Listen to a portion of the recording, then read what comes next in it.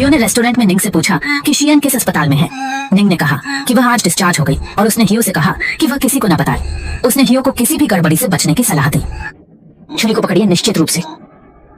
हियो शियन के घर आया और दिखाया कि वह कुछ भी नहीं जानता है। उसने कहा कि वह बस यूं ही देखने आया था। कल तुम्हारा फाइनल एग्जाम है, स्कूल जाना मत भूलना। वहीं भोजन के पिता नाराज होकर घर लौटे और गुस्से में 2 थप्पड़ मारकर उसे जमीन पर गिरा दिया। पिता ने पूछा कि क्या उसके साथ कोई समस्या है, क्यों हमेशा उसकी बदनामी करते हो।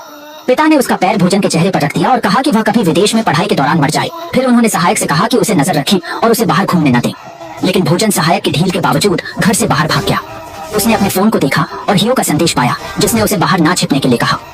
उसी समय हियो पूरी स्विमिंग बीन का मरम्मत कर रहा था और अचानक उसे भोजन का फोन आया। भोजन ने पूछा कि वह कहाँ है।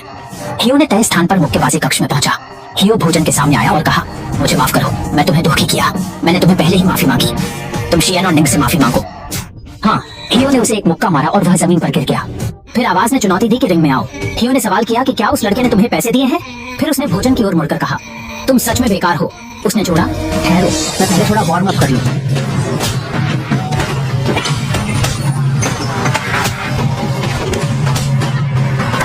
हियो ने वार्म अप किया और फिर रिंग में गया। दोनों ने मुकाबला शुरू किया। शुरुआत में कोई भी बढ़त नहीं पा सका। अचानक आवाज ने हियो की बाईं पैर पर हमला किया और वह लगभग गिर पड़ा। आवाज ने कहा, तुम्हारे बाईं पैर में चोट लगी है। हाँ।